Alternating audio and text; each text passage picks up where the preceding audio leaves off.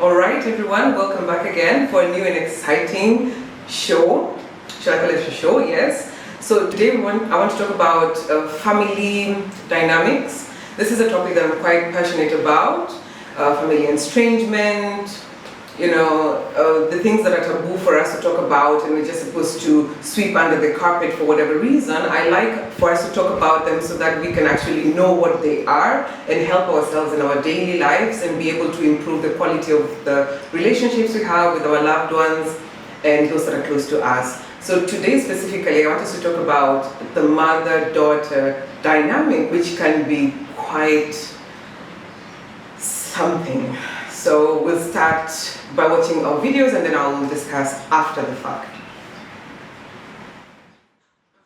Very quick story time for you. So I knew that my boyfriend was the one when my narcissistic mother hated him. Now, to be fair, I already had a hint, an inkling that this was the one, but her hatred towards him that came out of nowhere solidified it. Let me explain. I've had toxic partners in the past. She didn't hate them. I had a narcissistic ex-husband in the past. She didn't really care for him the most, but she didn't hate him, and she actually encouraged me to try to be kind and play nice with him way more than what would be considered healthy or normal. I've had relationships where we were unequally yoked, where I was the main source of stability and support in the relationship. The other person was either financially just messed up or emotionally a hot mess, and she was fine with that. But all of her acceptance, patience, kindness went out of the window when I got in the most healthy relationship I had ever been in my life. Now, at first, she played nice. She thought he was a very handsome man. He is an excellent cook. He offered to cook for her, and the stories that she spun off of that about how he was going to take care of her and he was going to be making her meals for her, and he's such a great guy. They never had words. There was never anything negative about him. There was nothing. And then all of a sudden, she started hating him, creating smear campaigns, creating stories and lies, gifting him things he didn't want only to say later that he stole them. She even went as far as to have a private conversation with my kids and tell them not to tell me. And in this conversation, she expresses to them that she doesn't understand why we all like him so much. She was there first, and now everything's about him. And don't they feel... I know this is crazy, y'all, but she even asked them, don't they feel like she deserved more attention because she's been there the longest and now he's pushing her out of the way. Craziness. I say all this to say that regardless, she felt the energy that I was finally being taken care of, that I could finally rest in my feminine energy, that I could finally trust someone, and that his main priority in our relationship was me. He never disrespected her, but he made it very clear that he fully supported me. Nothing will melt down your narcissistic parent more than you finding something they can't compete with, which is sad to say, is any kind of healthy connection or safe space for you. It doesn't have to be romantic in your case. It could be a friendship. It could be another family member or your soul family. Whoever it is providing you protection, care, and support, a narcissist really hates. Because then it highlights their insecurities, their toxicity, and their abuse. So the minute she started hating them, I knew I was on. Girl, that was a lot. First of all, I usually find it difficult to resonate a lot with when people come online and they just call everybody a narcissist, and he's a narcissist this, he's a narcissist that.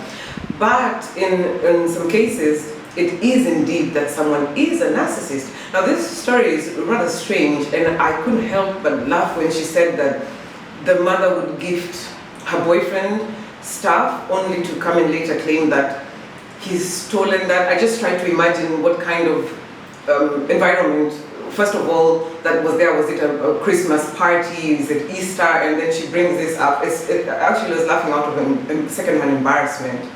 But to look at this situation in particular, I think it's rather bizarre for a mother to behave this way, and this is something that is really frowned on upon the community, to talk about the relationships which a lot of mothers and daughters have that are so strained, and it's very difficult to actually point a finger to why these relationships are this way, and it's almost impossible to bring up these topics because you're not supposed to say anything. you can clearly see that what is happening should not be right, but because it has been normalized, then it becomes a problem. But I think where the fault lies is, first and foremost, if your parent is coming from a place where connection is not something that she experienced, so she grew up from survival and now she's raising you, and there's an aspect of your life that she's seeing. I'm not saying this is normal by any means, because to me it's rather strange to hear such things.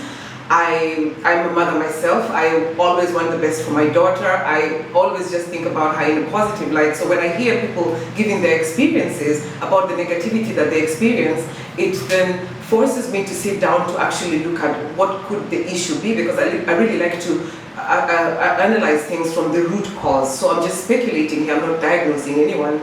So in this case, you will find that when a mother has insecurity and she has not been fulfilled with connection and all these kind of things, and to see that a child is getting that which she so badly wanted as she's growing up, I can only imagine that there's no capacity to allow that your child experiences it, because I've gotten to see that there are some parents who actually want that the child lives the exact life that they've lived, so that they feel content, like I'm not in this alone, which I find to be rather bizarre. And that's why it's very important that we take time to really reflect and make sure that it doesn't matter at what point we become parents, we make sure that at the point that we have our children, we have done due diligence, at least to find out what issues that we had and done something to make sure that we don't have them anymore, so that we don't bleed on those that did not cut us. But if we have children before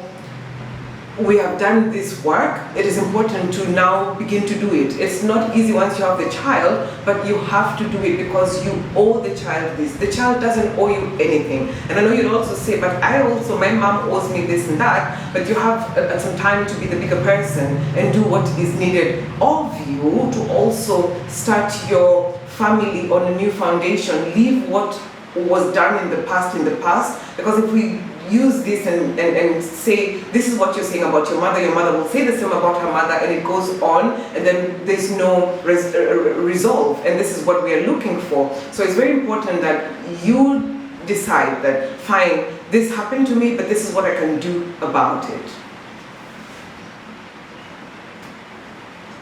Anyone else's mom actually know how to suck the life out of them? Because I was having the best day of my life today. I was in such a good mood, so happy. Such a good day today. The second my mom comes out, because she's going on a bike ride, she just has to say the most. She is rage baiting me. I swear to God, my mom rage baits me on purpose. Because now I'm in a bad mood, now my head hurts, now I don't even want to go to the gym. I was in such a good mood, and she'll just say stuff. First thing, she comes to my car. What are you doing? I was like, oh, I just got back from work. You were only at work for that long? Your eyelashes, awful, take them off. Why do you look like that? What are you doing on your phone? This, that. You have to do this. What's that inside? Let me breathe. Okay, so I couldn't help but smile all through that episode, because that might could have as well been my daughter, maybe. Oh, but you see, there's an aspect to parenting.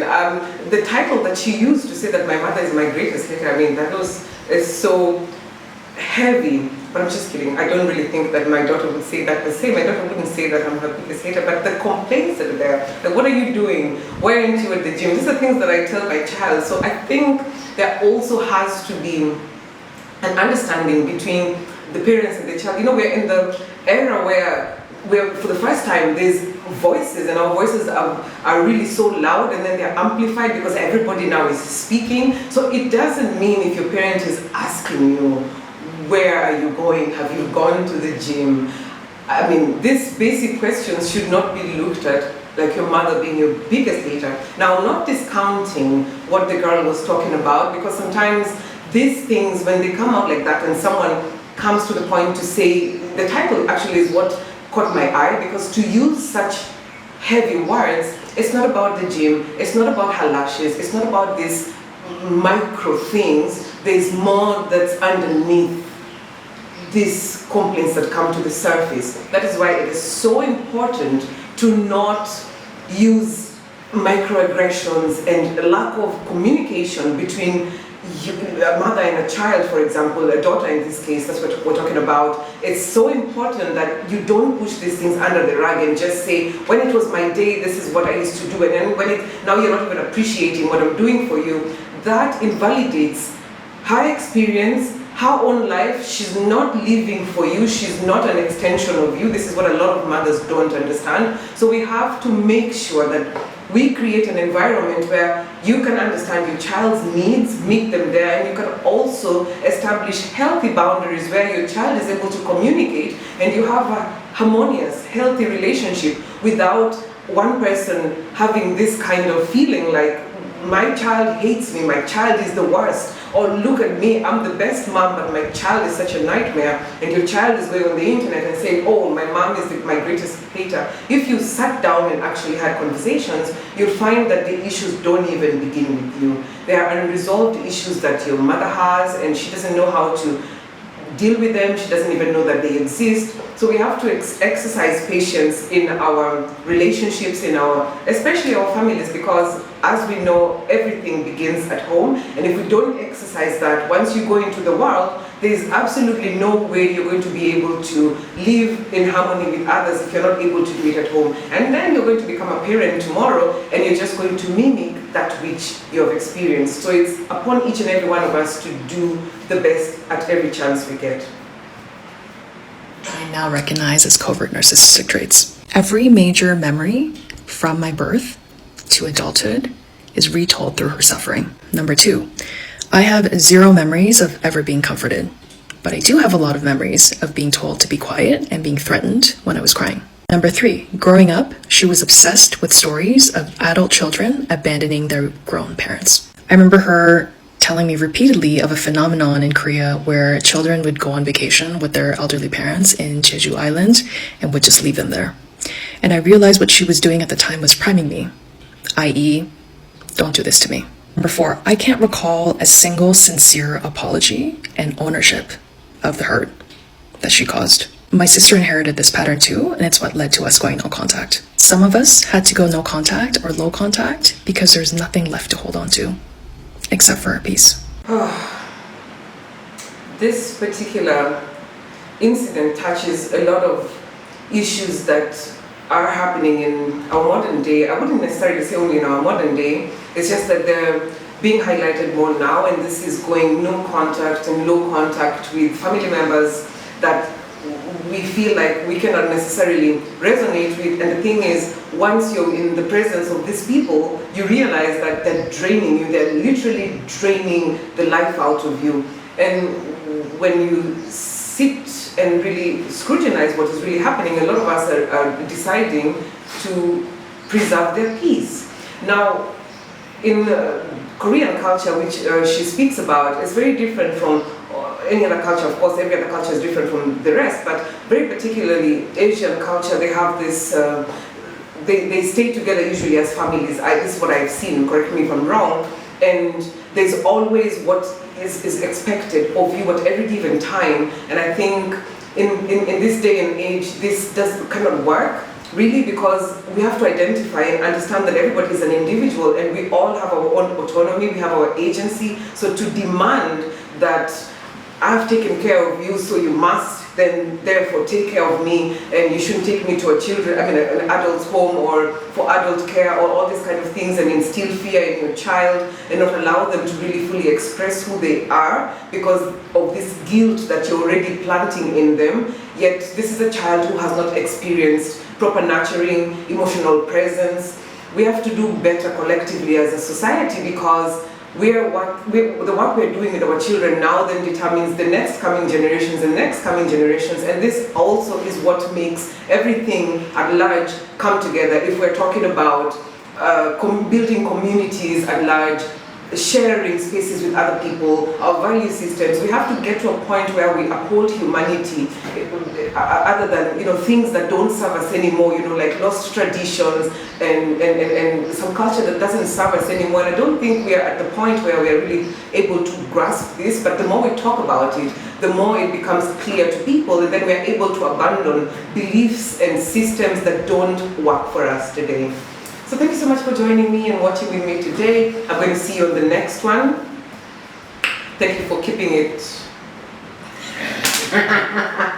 Thank you for staying with me, watching with me.